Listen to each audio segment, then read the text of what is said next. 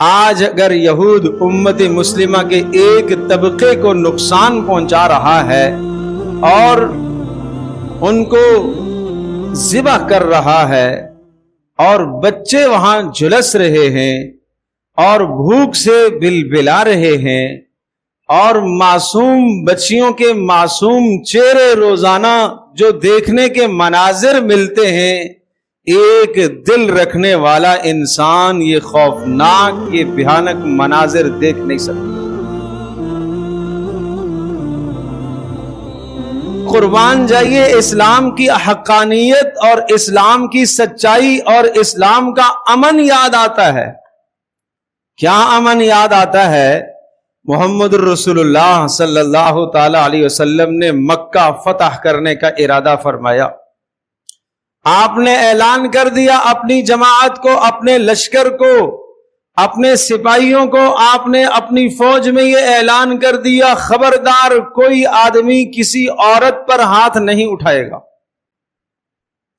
کوئی میرا سپاہی کسی بوڑھے پر ہاتھ نہیں اٹھائے گا، کوئی میری فوج کا، میرا کارندہ، میرا صحابی، میرا ساتھی کسی بچے پر ہاتھ نہیں اٹھائے گا۔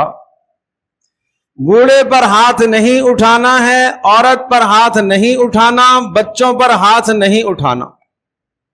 بچوں کو مارنا بزدلی ہے، ظلم اور زیادتی ہے، عورتوں پر ہاتھ اٹھانا ظلم اور زیادتی ہے، گو کہ کافر کی اولاد ہے۔ اور اسی طرح سے بوڑھوں پر ہاتھ مت اٹھانا پیارے رسول صلی اللہ علیہ وسلم کی یہ تعلیم ہے۔ مزید وسعت کرتے ہوئے آپ نے یہ تعلیم دی ہے، آپ نے یہ اعلان فرمایا کہ جو شخص بیت اللہ کے اندر داخل ہو جائے اس کے ساتھ بھی تعرض نہیں کرنا، اسے بھی امن مل جائے گا۔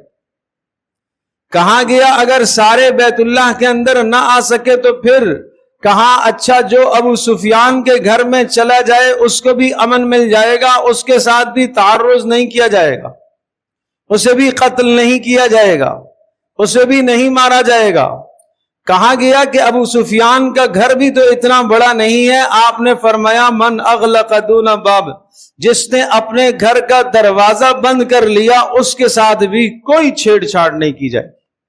سبحان اللہ، یہ ہے محمد رسول اللہ صلی اللہ تعالی علیہ وسلم کا اعلان۔ آپ ایک ملک فتح کرنے جا رہے، آپ ایک خطہ فتح کرنے جا رہے، آپ ایک عظیم الشان انقلاب کے داعی ہیں، آپ ایک بہت بڑے انقلاب کی طرف امت کو دعوت دے رہے ہیں، مگر امن و امان کا حال یہ دیکھیے۔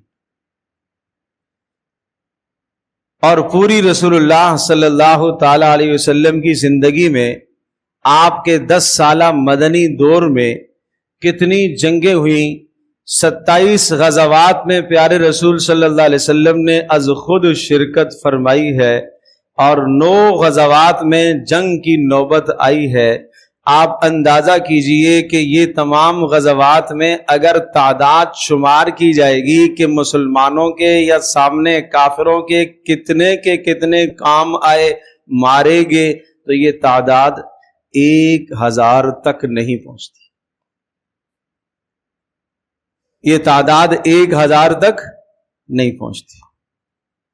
اور محمد رسول اللہ صلی اللہ علیہ وسلم کا پیغام صرف عرب کے لیے ہے؟ بولو نہیں، آپ کا پیغام پوری دنیا کے لیے، آپ پوری دنیا میں انقلاب لانا چاہ رہے ہیں۔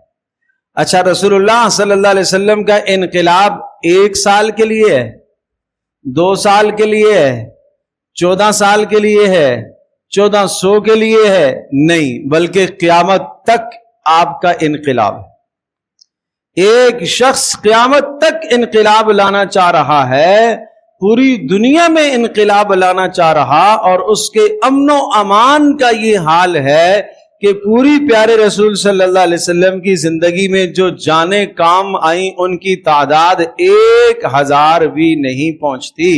اور یہاں جو غصب ہے، جو ملک غصب کر رہا ہے اسرائیل، جو امت مسلمہ سے ایک قطعہ زمین کا، ایک خطہ بیت المقدس جو مسلمانوں کا قبلہ اول ہے، اس کو چھین رہا ہے، آپ اندازہ کیجئے ہزاروں بچوں کی جانیں چلی جائیں، ہزاروں بچیوں کی جانیں چلی گئی، ہزاروں عورتوں کو موت کے گھاٹ اتار دیا گیا، ہزاروں جوانوں کو موت کے گھاٹ اتار دیا گیا، بوڑھوں کو موت کے گھاٹ اتار دیا گیا، اور وہ زندگی کے سکون سے محروم ہو۔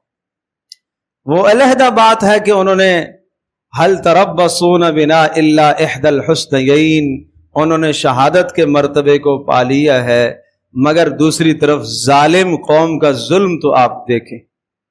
تو اس آیت کی روح روشنی میں کیا جنہوں نے بچوں کو قتل کیا، جنہوں نے عورتوں کو قتل کیا، جنہوں نے جوانوں کو قتل کیا، جنہوں نے بوڑھوں کو قتل کیا، ان کی لاشوں کو سوختہ کر دیا گیا، جلا دیا گیا، کیا اب بھی یہودی ظالم نہیں ہے؟